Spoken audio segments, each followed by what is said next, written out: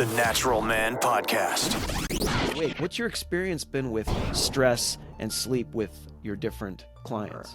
And she watched her child drown, and she comes back and tells me, You create this maze that you can't get out of. I'm about to become unconscious and become paralyzed. Also be very careful, and you said it perfectly when you said to be skeptical. We're doing something that is not exactly natural. That doesn't mean it's going to be good for you.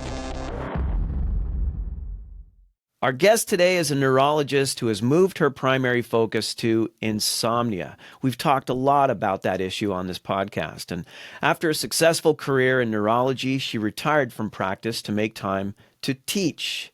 She launched a program called Right Sleep, where she offers coaching sessions to individuals to help them sleep better, and also lectures and teaches other doctors and practitioners how to apply her concepts to improve their patients' health. And this is her fourth time as a guest on this podcast. We couldn't be happier to have her back. It's always fun to have her on. Dr. Stasha Gominak, welcome again, and thanks for being here, Stasha. Hi there to your audience, Mike, and thanks so much for inviting me. I'm thrilled to be here. Appreciate it. And you know, we're taking a different turn with this episode. We've talked a lot in the past about vitamin D and B vitamins and sleep. And I reached out to you specifically after I had a personal experience with a supplement that I have used on and off for many years. So you might recall that conversation we had. It was berberine. So I was taking berberine, which I'm a big fan of, and there's so many benefits to berberine. But I noticed that the longer I took it, the more my sleep started to deteriorate. I started to have nighttime waking, and I couldn't get back to sleep. And it was kind of a strange pattern that went for a period of time. And I was trying to figure out, okay, what am I doing wrong? I mean, I try to live a healthy lifestyle. I exercise. I eat pretty well. I have good sleep hygiene. I have good practice with lighting in the evening and the different things that can trigger sleep issues in our busy lives. And I made a connection that berberine actually impacts the level of norepinephrine in the brain, which is a neurotransmitter that causes waking. It wakes us up. And so when I came across that literature in some article that was kind of like a back shelf thing, it wasn't something that came up when I Googled it right away. I had to really hunt for it. I stopped the berberine, and that night my sleep returned. And so what I took from that was that even when we're trying to live a healthy lifestyle, there's so many different things that impact our sleep. And that's why I reached out to you, just to talk about that. And I wanted to have that conversation with you today. There's so many different things we could be doing. We could be living the healthiest lifestyle, not eating an ounce of sugar, watching our sodium intake, not eating processed foods, all those different things, eating all organic, only wild-caught seafood. The list goes on of the good things we can do for our bodies, but there can still be one little thing we're doing that can totally screw up our sleep. And so that's why I want to have this conversation with you and just dive into it. One big one was cortisol and sleep. Stress probably keeps so many of us awake. What's your experience been with stress and sleep with your different clients? Might I go back to the berberine experience first? Is that possible? Because that has so many important examples. The first one is you were taking berberine for a while, and it then began to affect your sleep. That's a really, really interesting observation, because in actual fact, when we take these supplements, we're doing something that is not exactly natural. We made this artificial distinction about things that are natural or non-pharmaceutical and pharmaceuticals. But in fact, when you purify any chemical and you add it in a specific dose, you're not really doing what's happening in nature. That means the things that I saw happen to my patients and then my clients were so dramatic. If you were asking, how's your sleep every single time you see them, and then all of a sudden things change, and then you take something out, and there's this big yes. I mean, you were able to feel that change right away. And if you do that in enough people and they all tell you the same thing, clinical observation is the way that we start down a new path in medicine. And though the value of that has been minimized, which makes me uncomfortable to some extent as a clinician, but it turns out it's the way that we move forward a lot of times. That a pharmaceutical company making a new drug is not the only way to learn. And in actual fact, one of the places that we're not as knowledgeable is in sleep. It's very difficult to measure what's going on. And it's usually done under very specific circumstances. So it's been my observation that there are certain chemicals that we use as supplements, like berberine. And the only reason why I know about it is I have had clients who are using it. And then I started to read about it because they would tell me about experiences like what you just had. Anything that's powerful in sleep that can help you sleep is powerful in sleep. That means when your brain is saying, Mike, I don't really need this anymore, then there's a change in your biochemistry and you don't need, not only do you not need it, but it gives you the same but the opposite message. In actual fact, our brain is set up to be completely homeostatic, meaning it has a middle point and it wants all those neurotransmitters to be in a very specific dose. They're in a very, you have one of the questions we're going to deal with later. I'll do that now. In my view, from what I've seen in my clients, just by watching what happens over 3 or 4 years of using supplements or using vitamins, the ratios of the neurotransmitters, we were originally taught that serotonin does X, dopamine does Y, and norepinephrine does this. They're very simplistic ideas, but we now know that most neurons that are being used are actually able to secrete more than one neurotransmitter, and they actually secrete a ratio. If you think about that and you think about the complexity of what the brain has to do, it goes, I'm sending a message to Mike right now to tell him that I want to sleep soon. Drowsiness, it's not a sleep, it's a warning. Mike, I'm about to become unconscious and become paralyzed. You better find your nest and lay down. Yeah. That has a very specific neurotransmitter footprint.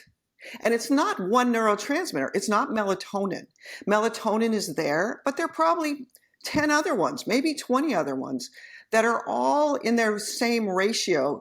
Those ratios then spell a specific phase of sleep. And if you think of sleep in that way, the sleep phases are heavily linked to certain times of the night. And our brain always knows what time it is. So when you had sleep interruption, you will have had a specific time that you woke up. Most of the time, for people who are complaining of this chronically, it's around 3 a.m. And there are different flavors. Some people wake up every 2 hours. Some people wake up at 1 a.m. That's a really different message than I wake up at 3 a.m. and I can't go back to sleep. Because the chemistry of the first half of sleep is different than the second half. And each time we make these transitions into deep sleep, into light sleep, we have a different, again, neurotransmitter footprint. So that's my background. But when you added berberine and they told you that it was about norepinephrine, there's a really interesting piece to that because there'll be certain sleeping pills that we think affect norepinephrine, okay? And if somebody wants to change their sleeping pill to something that's more natural, they could actually go for berberine. And berberine by itself is a neurotransmitter, at least that's what I think based on the articles that I've read. So in the background, though, that's all a description of what's happening in terms of making your brain go through certain phases. And any questions about that? No. Okay. I love the way you put that, though. I love the way, and I'll let you continue, but I love how you equated it to my body saying, hey, I don't need this anymore. Yeah. And that never dawned on me, Yeah. even to this moment. That's fascinating. Yeah, it's really, the hard part about my program, Right Sleep, is that you have to learn how to listen to your body and what it's telling you. There'll be other physical symptoms that you will have had that may have been subtle and they will be familiar. Because when you used berberine, there was a reason. Most of the time, there was a reason why you used berberine. And then that means that that physical symptom may or may not be gone now. But usually what happens is the berberine fills some need or you wouldn't stay on it. And Right. then that need actually goes away because that additional bit of norepinephrine fixed something, okay? And it may have actually fixed your sleep and allowed you to make some repairs that now brought you back towards that homeostatic middle that we mentioned. Wow. So the next piece is that cortisol and thyroid and the sex hormones are all very much related to the deep phases of sleep. So there are several authors, but the one who has done really amazing stuff is Ev Van Cauter. She has done these little tiny aliquots or samples of cerebral spinal fluid in certain areas of the brainstem to show that that some of these hormones are secreted at a certain pulsatile rate. Like growth hormone is secreted at a continuous rate when we're growing, but then it's secreted at a certain frequency once we stop growing. That's very much oversimplified, but that means that most of the hormones that we talk about, like cortisol, thyroid, and the sex hormones, all three of those, and it doesn't matter if it's estrogen, testosterone, and we'll talk about a little bit more about that, but they all affect sleep independently of the vitamin stuff that I've been doing, of the neurotransmitter stuff. That means not only do we have this neurotransmitter footprint that I just described, but that the hormone input it changes slightly. Like if you're going to model sleep using instruments as a symphony, and you use the first movement, the second movement, the third movement, all of the instruments are still there. All the players are still there. But there's some nuances. And every time you hear that symphony, you know because of the structure that it's going to start this. But you can actually, in different recordings, here's some nuances about that. You can use that as an analogy to what happens with the hormones. The hormones affect the speed of release, the frequency of release, the same chemical set is being used. If you want to think about this in an engineering way, and you say, hey, Mike, I want to make a self-repairing living thing. I want every single night for it to first ask whether there's a part of the body that needs to be repaired. It has to be able to ask and receive information back and say, yes, this part needs to be repaired. The complexity of that is truly overwhelming. And we're doing it with chemical messengers. Okay, so stepping back, cortisol is released in a very specific time frame. And it's really interesting to note that endocrinology was the first part of medicine to show that there are very specific time-related releases of testosterone, of estrogen, of cortisol. Yet, they have not incorporated vitamin D into their thinking process, and vitamin D is a player. So in the background, the endocrinologist started with publishing things like cortisol is supposed to be high at this particular time during sleep and then during wake. Testosterone is supposed to go up at this particular time. So they got in the habit of measuring these hormones at certain times of the 24-hour cycle. That means all three of those are heavily involved.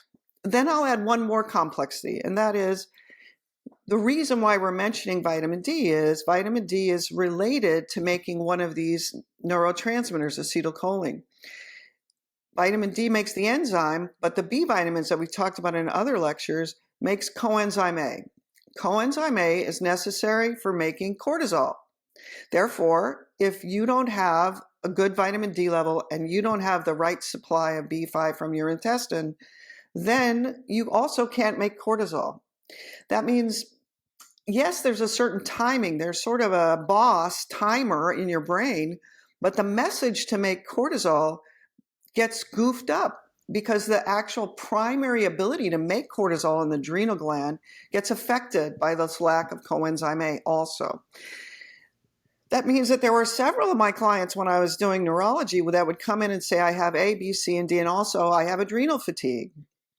And so because they had mentioned that so much, I was like, well, that's not something that was in our medical school textbook when I was late 70s, early 80s. Anything that showed up starting in the 80s and then became more and more common is something that I'm always thinking about. Oh, how does it relate? And actually, the original articles about B5 published in the 50s and 60s were all about the fact that B5 becomes coenzyme A. Coenzyme A makes cortisol. Coenzyme A making cortisol then links it to, cortisol manages not just our stress day to day, but it is a big player in just generally keeping the inflammatory state in the middle. So it is not just, you secrete cortisol when you get injured. There are actually several patterns of release that depend on what the injury is. So we know something about cortisol, and it absolutely is going to be a player in sleep. The odd thing is that piece has been used a lot in the sleep literature to say, you're stressed out and that's why you're waking up. I don't see it that way. And here's why. One, when I'm sitting with my patient, like you, okay, Mike, you come in and you didn't figure out that it was berberine, okay? You come in because your sleep is interrupted now. And what you would commonly say is, I'm waking up at 3 a.m. and I'm thinking about my new business that I'm starting, and I'm anxious that I'm not going to do it right. And I've got all these things on my plate because I've got this, that, and the other. And it's really hot. And I've done these things in my room to make it cooler. And I'm in Phoenix, but I can't. So you have all these ideas. And when you tell me what it is you're thinking about while you're awake, it makes perfect sense that you would say, this is what woke me up. I'm worrying about something. Right. Well, in actual fact, it turns out the brain is always thinking. It's thinking all night long. So those of you who have noticed that sometimes you can wake up in the morning and you just solved a puzzle that has been bugging you for a while. Your brain is always thinking. There are multiple publications about people who are deep in science or physics or something where they solve things while they're in sleep. It's not that the brain had started thinking and therefore woke you. It's always thinking. We're just not conscious of it while we're asleep. That means something else woke you up. And if you look at it through that lens instead and say, you were supposed to stay asleep, you were supposed to do all these other things, you were supposed to do the thing you were doing before, which is not waking up. And then you say, well, are there times that you wake up when you don't really feel stressed? That really takes out the underpinning of that theory. As soon as you say it's not the stress of your life, and I have a few other clinical examples where extremely stressful things were happening, like a woman who watched her baby drown.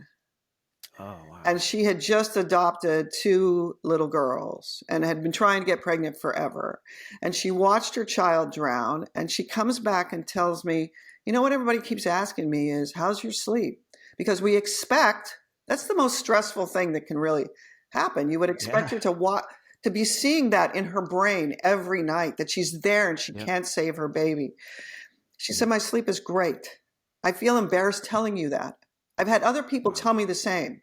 My child just got diagnosed with blah, blah, blah, and I'm sleeping through the night. I can't understand why that is. So every time something like that happens to me clinically, then I think,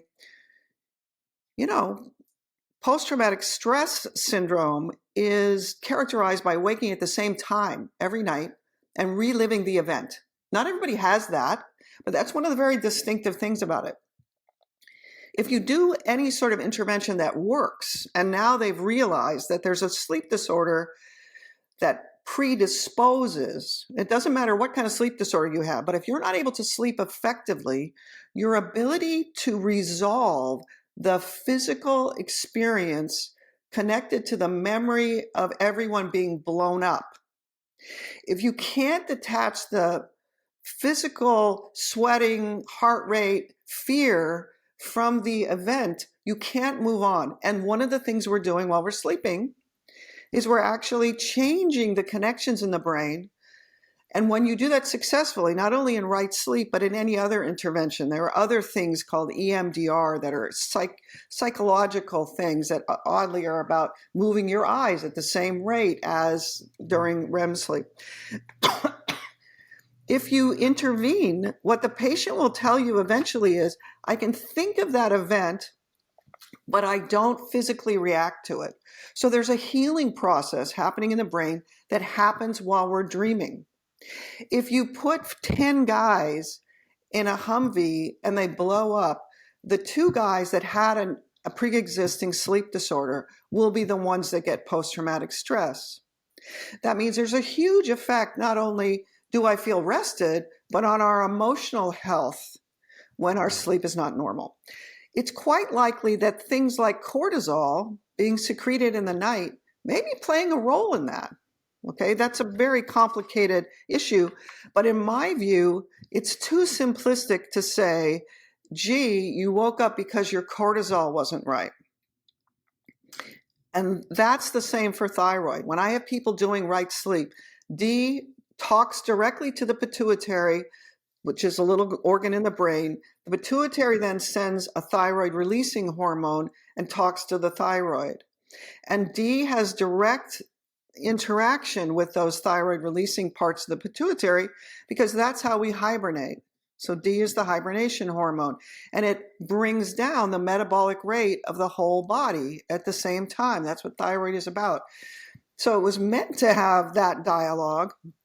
So people who are on thyroid replacement, usually because their D was low, although that's not how endocrinology is selling it at the moment, they need to be checking their thyroid level every time and when they're on right sleep and they're doing D, their thyroid level will change over time.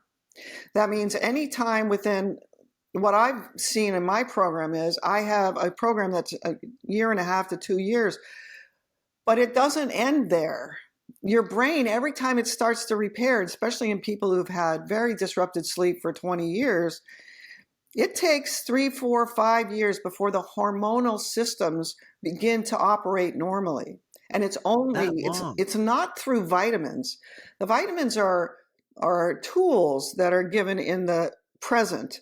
But once your body says, I don't want this extra tool, like it did with the berberine for you, there are still other things that are happening. Every night that you sleep, all these homeostatic processes that affect hormone cycles are working towards, okay, let's get that working the right way again, okay?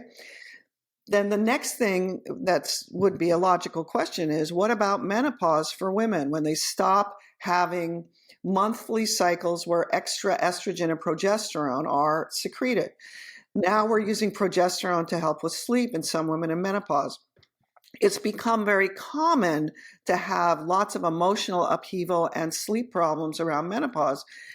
Oddly enough, it probably wasn't meant to be that way. I've had Really? Yes, it was not designed for us to go crazy when we hit 50. It was designed so that we'd stop being fertile, because once you have your 15 kids, you're lucky to be alive. Every single one of those 15 kids just used up all of your stores. That means if you stop ovulating, so men keep their testosterone system until they die at 90. Women, it's to their survival advantage to have a limited number of eggs and a limited number of monthly cycles, because then hopefully they're still alive after the 15th kid and they can help raise the kids. That means that our survival as a species gets improved. But it's not always that women have this hard time. Like, I spent 30 years asking women about their menopause and did they have more headaches, and they're seeing me for various things. And because menopause is one of the times that estrogen or progesterone goof up the sleep even more, that's when headaches frequently show up. There were occasionally women in my practice who'd be showing up with headaches for the first time at age 75. Their mom had headaches, their sisters had headaches, they never did. And I'd say, what about menopause? Well, I just stopped menstruating. I had no big deal. Nothing changed.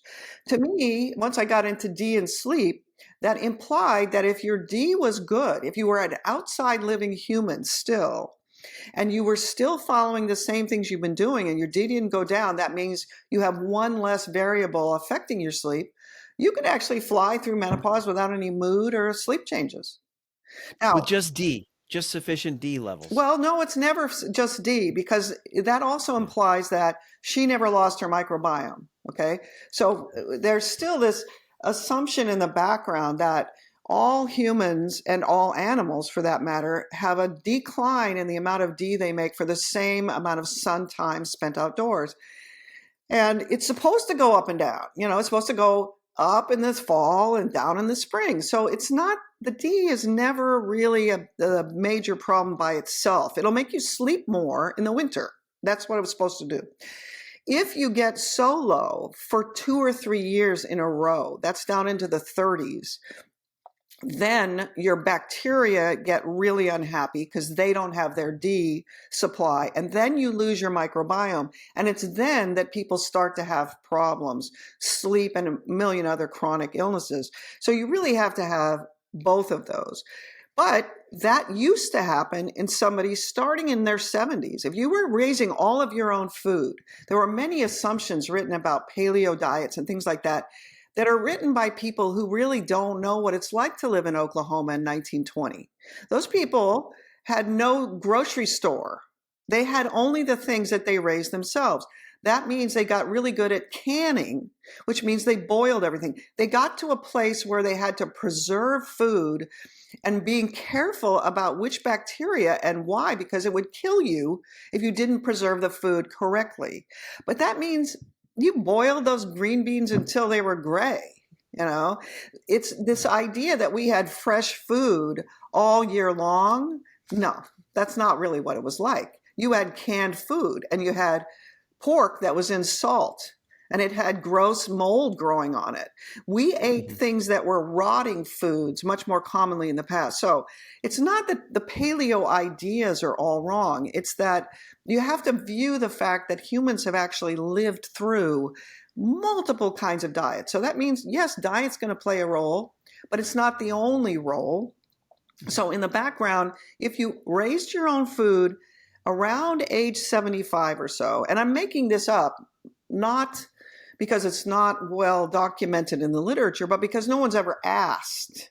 So if I've known people who lived through their whole life and never had a medical problem until they were 75, and then they had hypertension and a little stroke and their cholesterol went up, that marks the fact that they didn't have those chronic illnesses until they were 75.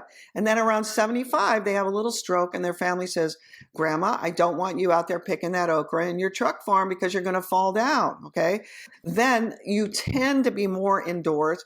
Ultimately, there was this decline from D and loss of the microbiome that was about 10 years, and then they would die of something, so that our dying phase was 10 years. 75 to 85, and then we would die. And that was the case if you lived in the tropics and you had the perfect vitamin D level. You can't avoid the fact that you will slowly not make as much D as you get to a certain age.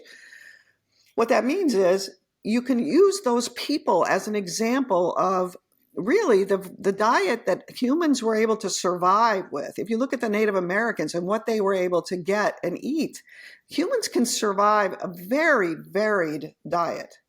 And they can survive not eating for many months and actually come back from it, things like that. That suggests to me that it's not that diet is not important in our sleep and our health. It is, absolutely. But it clearly wasn't the whole answer for my patients. So they'd come in and they'd say just what you said. I eat well, I exercise, I do this, I do that. And, here I am practicing neurology and I don't know anything about all those things. I have a regular neurology practice. I know about the drugs that I use for this particular thing. I'm really focused on firing rates and all this nerdy stuff. And now I'm interested in sleep. And they come in and introduce to me the idea that, this author says that I should do this. This author says I should do that. But it hasn't helped my sleep. So then I was left staring at them going, well, I don't know. I don't know what to do. And I read all the sleep articles and they say things like dark room, right, cold room. So you've done all the sleep behavior, the sleep hygiene stuff too. And then they're looking at me going, what should I do? And both of us are like struggling because this is a huge epidemic. Insomnia is completely ignored. Sleep apnea, lots of attention. I can make money on a machine. I can do these things to your mouth. Insomnia, forget it. You got the pills and that's it. And boy, you better not ask for those pills or I'm going to shame you because you're a drug addict. That means there were no answers. And there's still the answers are very incomplete. And some of the other questions that you haven't had a chance to ask yet, because I've been babbling, is what about melatonin? What about valerian root? What about all the things that I can find over the counter? Because we have arbitrarily given the right for civilians to actually buy these other things, but it's very arbitrary. Okay, berberine is it's on the shelf, but you just had a really important experience about it. Vitamin D, the same. Vitamin D is powerful in sleep, but it can take your sleep away. If you aren't doing levels, it can really hurt you and do bad things to you. That means all of these things that are powerful, melatonin, if it works for you, great. Valerian root, if it works for you, great. There are all sorts of other things, glycine and glutamate, that are based on neuroscience studies. The bottom line is we don't really know what Mike's brain wants. The only way we can find out is to add this chemical and only do one thing at a time, add one variable, have a specific thing that you are looking to improve. So one of the big objections I have to the supplement literature in general is to say you should take X because in 20 years you're going to do Y. Okay, you're not going to get demented. I don't feel comfortable with that. I think there's a lot of supposition there. I think it makes much more sense to say, are there certain things about my body's functioning that will tell me if it's functioning at its peak efficiency and it's happiest? And we've left sleep for last. Sleep is how we heal. It should be the very first thing that scientists and doctors are studying. But of course, I'm a human being too, and I become unconscious while I'm asleep. And how would you study it? Put a little wire in my brain stem where this happens, and all of a sudden you've just made me a quadriplegic? You know, this is a very difficult area to study. So what we've studied is what's going on up here. We put these little electrodes on, we study all these electrical things. That's not the switch that turns us conscious and unconscious. The actual growth switches that woke you up in the middle of the night, they're happening at the brainstem level. There are all sorts of things that are happening at the brainstem level that it's extremely difficult to get at in humans. And then we do them in rats, and then rats can tell us whether or not they're having weird nightmares or their mood is different. Right. You know, we observe them and we make conclusions about them. So it's very difficult to study, but in the background, any herb, any melatonin, anything that's left for you or told to you by a practitioner or by information might help your sleep. And if it does, it means your brain wants something like that. It means there's a deficiency state, because the assumption in the background is if every single animal in the world pops out, grows up, sleeps normally, or they wouldn't grow up, they die. If you don't sleep, you don't live. Then they go through a senescence phase or an older phase and they stop sleeping as well. That means none of them have access to melatonin. None of them are going into their practitioner. They're all sleeping normally, spontaneously.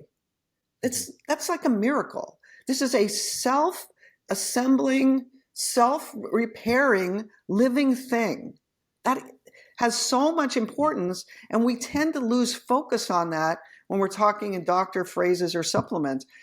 That means you have to back away from the supplements or the vitamins or anything pharmaceutical at the end and always question every single supplement I'm on, every single drug I'm on.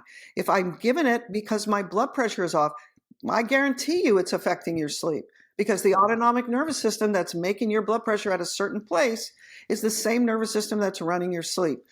So every single client of mine has to really, at some point along the way, say, gee, is it possible that one of these supplements that I've needed for the last 10 years is now giving me a bad effect? Okay, so I don't really care which one of those you try. If it works for you, it means at that moment, your brain is saying, Mike, you know what?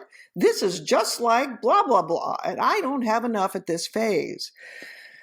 That sort of questioning is not the way your doctor is trained to think about it. You know, we're trained to memorize these names and give these things out as though every single person is biochemically exactly the same. And you just had this fascinating experience, which is my biochemistry must have changed.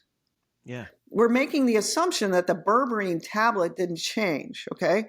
Let's just say we have a hard time being absolutely certain about our supplies when it's supplements, which is a separate issue. But let's just say I've been doing this with pharmaceuticals for a long time, and I watch people go from dependent on the benzodiazepines, which everybody hates, the Xanax, Ativan, etc., but they are sometimes the only category that works. And then we would do things with these vitamins that would bring the neurotransmitters closer to normal. And over a 2-year span, they would come back and say, well, I just stopped my Ativan. And I would like freak out because, you stop it immediately, you're going to have a seizure. Yeah. And they didn't. They didn't have any They were problem fine. at They all. were just stopped at cold turkey. Yes. I mean, that was not even a possibility because what we see as doctors is somebody gets sick and then they just keep getting worse and worse and worse. So we know the course of the illness, and maybe it's not something that's going to kill you, but it's rare for somebody to say, I used to have lupus and then I did this and now I don't have lupus anymore. But it's every single one of these things that brings us out of completely normal function has a cause. Sometimes we don't know the cause. We don't see the framework in the same way. That means you can always bring the immune system back to normal. In my experience, you can't do that by throwing vitamins around. You can only really do that by getting the sleep to be normal, because the immune system is so incredibly complex and has so many pieces. So cortisol is one of them. Acetylcholine is another. There are hundreds of other ones. That means there are all these little pieces in your body. Once you put the berberine in there were all sorts of things that slowly every single night got fixed. And you may not have even noticed. One of the frustrations for people with insomnia when I'm, in a coaching relationships with them is it makes perfect sense to both me and the client that I should be able to give them whatever it is I'm selling. It happens to be vitamins, and they should start sleeping. Like, boom. Just like this. Well, it doesn't really happen that way. And always it has this kind of jerky advance. And I have to find ways to get them to buy in, to hang in there. Because what I noticed that I didn't expect as a clinician was these vitamins are tools, but they're tools that the neuron, the actual cell that's going to secrete the neurotransmitter, it takes up this tool and then it does things with it. And then every single night, it has a little tiny window of opportunity. It's really fixing your lungs and your kidneys and your fingernails and your arm hairs. It's doing all these things that we don't pay attention to. Instead, all we're focusing on is, did I wake up at 3 a.m. again? And it really has to. So in the background, that berberine was doing something positive for you. Yeah. And then your brain said, you know what, Mike, I don't really need this anymore. This is giving me, and then you had a physical manifestation that you really awoke to, and you went, wait a minute, this is weird. Very, very difficult to, as you said, you had to go looking for it. Really hard to tease that out if you're doing multiple supplements. Another example that I had that I just still freaks me out is one of my clients who'd been badly affected for a long time, gluten sensitive, dairy sensitive, very, very limited diet. She's been on curcumin for a long time because she has all these inflammatory things. And by the time she had finished most of Right Sleep, so she's 1.5 years into it, and Right Sleep brings back the microbiome, which then brings you the tools that could get your inflammatory state to come back towards the middle. She started to have hives, and we took away everything that could have been on my program doing that. And then one of her friends said, I've heard that turmeric can do that. So she stopped the curcumin and the hives went away. Well, that means curcumin is very powerful in inflammation. It means if you need it, it helps you. But if you don't need it anymore, it can make inflammation show up. Same idea that we're meant to be in this homeostatic middle, and that we should always treat these, no matter what it is, supplement or pharmaceutical, with great respect, always be slightly suspicious, and then bring things in and out. I'll stop and let you ask me any additional. Yeah, no, you hit on something so important, especially to our particular audience, the holistic crowd. And that is that just because it's a supplement or a vitamin and you're trying to avoid pharmaceuticals, which, a lot of our listeners and viewers kind of are down that road, that doesn't mean it's going to be good for you. And you're right, the berberine, my body was like, we don't need the berberine anymore, put the brakes on this stuff. And I have a friend that takes berberine for a totally different reason, and he sleeps 8 hours a night. And so it's fine for him. And us biohackers, I don't really consider myself a biohacker so much as I used to. I used to be big on biohacking, and I'll delve into it if I think I need something or I come up with some research to help with an ailment or whatever I'm dealing with at that particular time. But that's not common necessarily. If you're biohacking, like you said, and you're taking multiple supplements, you're taking, a full B complex, and you're taking high levels of D, and you're doing fish oil and this and that and the other. You create this like needle in the haystack situation if your sleep is disrupted or if you're getting some weird symptomology, that you create this maze that you can't get out of. And so you're right. We need to treat this stuff with reverence, but also be very careful. And you said it perfectly when you said to be skeptical. Yeah, and then be accepting of the concept that if I'm trying to fix something in my body, I'm trying to change my biochemistry. And then I'll be damned, it changed. And it doesn't want this anymore. That is a totally foreign concept to medicine, as far as I can tell. At least I never thought of it that way. I would see over and over in my patient group a lot of, I had a lot of headache patients. All of the preventative medicines that we would use are all medicines that were successful and then got dragged into treating headaches because our ideas about headaches are so primitive. And what I began to realize was the ones that were successful were often ones that helped sleep. But they would always wear off. Like 2 years later, they'd be back 20 pounds heavier, going, my sleep is terrible again. So in the background, there was still a message there that the sleep is the thing that's most important. Therefore, it is my belief that if you're using supplements, you should still always, the reason why I have a website is that we need to put sleep right next to, and this is the move that's happening in the US, no question. The people who are interested in health, wellness, longevity have put sleep right next to exercise, diet, spirituality. The next thing I would add, which is one of your questions, is diet and exercise. Absolutely, there's no question, and we can see that. It's impossible to see it in someone who's had terrible insomnia for 20 years. Exercise will not make a difference to them. It might mean that they get 2 hours or 3 hours, but their chemical system is so screwed up that they're not going to see the kind of response that Huberman's telling us that we should see. Okay, you have to take it from somebody who's relatively healthy to be able to see that.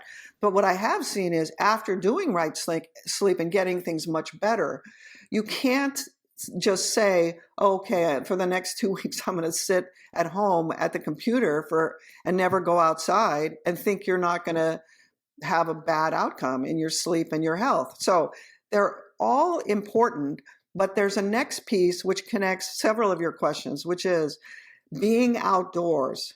So many pieces of the literature are about, for instance, that infrared light makes melatonin in our cells deep to the skin, 2 or 3 centimeters deep.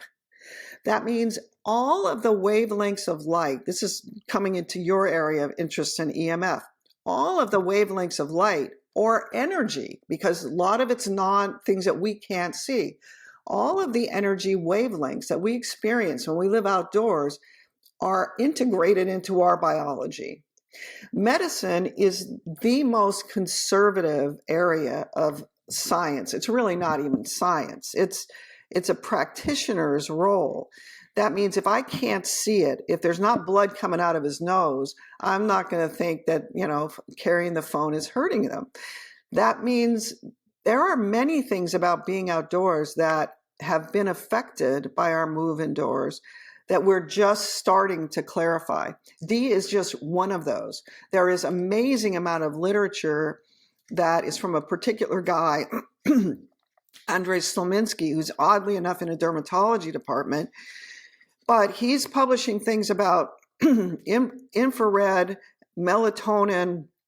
There's a rainbow of Ds that are made when we're out in the sun. It's not one. That means when we're taking these pills, it does not duplicate that.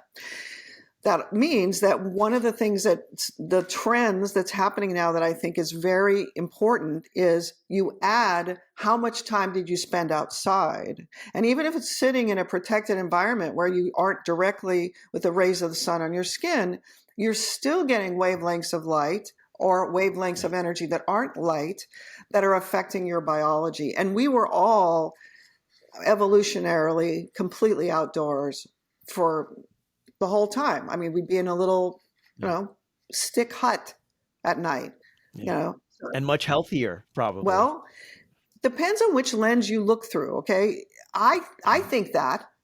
And when I started to do this D stuff, I would go out. We had this house in Mexico, and we were traveling around, and a half an hour from where we were in Tulum, which is relatively civilized now, you could go into small pueblitos that were only the kids spoke Spanish. The adults would still speak Mayan, and they were still digging in the dirt with a stick. They were still planting because the soil is so terrible, it wouldn't help you to have a tractor. So there were things about their lifestyle, and also there were things about the fact that these people who looked like they were 60 were 90. You go in and you have, and these are single examples, that people who are publishing epidemiology articles are not going to be interested in. But that means if you view through the lens of, okay, it's true that medicine over the last 100 years has taken out most of the infectious diseases that would take us out. That's the same for our dogs. Okay, they live now to be 13 or 14 years old because they don't die of heartworm. And now they get breast cancer and epilepsy and diabetes and mood disorders. They get all the same diseases we do. Now, if you step back for a moment and say, okay, so I didn't get polio, and I didn't get syphilis, and I didn't have tuberculosis, and I didn't have the following things all the way through my life. What are the things that are common in the human population now? They're all chronic illnesses that, in my view, have to do with the autonomic nervous system, acetylcholine, the degenerative diseases, both Alzheimer's and Parkinson's, that are basically what we're all going to get before we die, if we don't die of something else. Those are all related to actually D and losing the microbiome. That means we moved into a new era where what you're doing makes perfect sense. One, because these chronic illnesses are all over the place. And why is it that the population isn't happier and healthier after killing off all these infectious? We're also at a time when very few people are starving to death. And that luckily in the US, we're not being killed by trauma because of war. Those have been classically over the last 300,000 years, trauma, infection, starvation were the three things that would take all animals out. So we're analyzing this in a different way. And you and I are living in a time when we have the luxury of having every single food that is produced in the world at our fingertips. That means it makes sense to say, okay, could I modify my diet? Ultimately, it's much simpler than that. It turns out there's another trend, which is about fermenting foods. Fermenting foods is a slightly different idea, which is I'm going to let this food rot, and then I'm going to eat it. I'm going to drink the rotting liquid that's on the cabbage, okay? When I say it that way, I'm saying it that way for a reason, because we didn't have refrigerators. We had limited ways to preserve food. When your cabbage comes out of the ground and you want it to last until spring, because that's the only vegetable you're going to have, and you'll be lucky if you can get any meat, you find ways to preserve it. Then you have to make sure that you preserve it in such a way that it doesn't have the botulinum toxin in the liquid, which makes you paralyzed and die, okay? That means there were hundreds of years of household methods of letting food rot in a healthy way. That's why they're instructions. But what you're really doing is there are bacteria growing around the cabbage that's in this liquid. There's yeast, bacteria, and viruses that are all growing in that liquid. And then you drink it. Well, that's kind of like what's happening in your small intestine when there are bacteria and viruses and fungus growing in the bacteria there, and they're secreting metabolites, little chemicals that they make that we have always absorbed and used in our biology. That means we're now going in this path with the microbiome that's different than probiotics. Probiotics mean bacteria. So I'm going to put this particular species of bacteria. Prebiotics means a slightly different method, which is I'm going to pay attention to what the healthy bacteria want to eat. And then I'm going to feed them that. It's a different concept, which is really to get the right bacteria to grow, you have to have a constant supply of the growth promoting cofactors that they need. And D is one of those. But that piece has only really been added in the last 5 years. D is needed to be supplied to our natural microbiome in order to establish the right phyla and species of bacteria. But it's not the only thing. There are many other things. The reason why I bring this up is there's a tendency towards, in the last 100 years, of vilifying bacteria. And we've spent this whole time saying, oh, one, bacteria are bad for you. Then we say, okay, antibiotics. Uh-oh, they've ruined our microbiome. Uh-oh, we shouldn't use antibiotics. It's never that simple. There are bacteria that are good for us. And if we don't have them, we get these horrible infections. And it doesn't matter which antibiotic you use, you'll die of C. diff. If you don't have the bacteria that are naturally keeping that C. diff under control in your belly, doesn't matter what humans made as antibiotics. In the background, remember that the antibiotics were made by the bacteria first and the fungus first. That means you have the right guys living inside you. You have all these chemicals that they made. They devised anti-life chemicals first. We learned about them from studying bacteria and fungus. That means we should stop being so focused on how many times our lettuce was washed. There's this focus on that. It's not unbased. You don't want to get E. coli from lettuce that you didn't wash. But on the other hand, the move is towards let's go out and get our kids to roll around in the dirt with as little clothing as possible and live what would be considered for every other animal to be the natural life, which is your podcast is about. That includes exposure to all these other things. You still have to keep in mind that if you eat certain mushrooms, you're going to die right away. Mother Nature has poisons that really surpass anything that we've made. So that my claim would be, let's not be so rigid in our thought processes, okay? Let's be a little more flexible about saying this is bad and this is good. And you're going to get into that with the EMF stuff that you're going to be interested in. They're always going to be, okay, well, what do we really know? What wavelengths, what distance away, et cetera. And that just to be willing to be a little more gentle about what we say about these absolutes that we make, including mine. Yeah, definitely. And, one big common theme whenever we have this conversation or conversations like this is how far we've moved away from nature. And we always come back to that. You talk about the kids playing outside, not washing the lettuce 15 times, being reasonable, not being so afraid of dirt. Do we want dirt everywhere around our house? No, absolutely not. But it's okay if the kids go outside and get a little bit dirty. It's okay if you go walk around barefoot on some grass somewhere. The more we remove ourselves from nature, the more we try to remedy things through biohacking, through supplements, through vitamins, medications, whatever it is, those things have a place in the paradigm. But the more we move away from those things, the more trouble we're in. Am I right? I love being on your podcast, Mike, because I think the same way. And one of the fascinating things in the background is most of us as clinicians and people who are interested in supplements, Their lens of the world has to do with what their physical experience has been of life. Like if you grew up as a healthy person and you didn't go to the doctor and you didn't really want to go to the doctor because frankly, the people we should be studying are the ones that have never gone to the doctor because there was nothing ever wrong with them. But Right. that's not the way medicine works. That means if you always lived a healthy life until you were like 50, and then I had to think about, well, I'm not going to take those pills that I give out to all my patients. No, why should I? 50 is just a number. Why should I feel different now?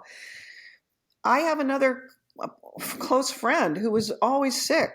Like I've known her since high school and she's always been sick. And she views the world as constantly attacking her. And she is also a medical practitioner and she sees the world totally differently. It's, danger is always lurking out there and we have to do this and that and the other. I think doing something that's similar to what you just claimed, that nature and living in nature is the right way to look at it, and that we all want to be able to not only tolerate but enjoy living outside. Yeah. Yeah, that's why we feel so good when we're in the sun, right? Yep. Absolutely. Stasha, this has been fun. Thanks for spending time with us again today. I'm going to include it in the show notes, but just let us know again how people can find you. My website is Dr. Gominak, no period after the Dr. DrGominak.com. And I welcome people to come on my site. I have lots of free information there. I'm also making little short videos that address little single questions. If you want to take this is big material and it's a lot together. So we're putting little single question videos on YouTube. So now I have a YouTube channel with that sort of thing to try to learn this bit by bit. And I've seen that. I'll make sure to include that Okay. in the show notes. And for those of you who haven't been on rightsleep.com, get over there. It's like going to university. There's so much information there. So make sure you check it out. And that's going to do it for this edition of the Natural Man Podcast. Thanks for spending time with us. I'm Mike C. Stay healthy. The Natural Man Podcast.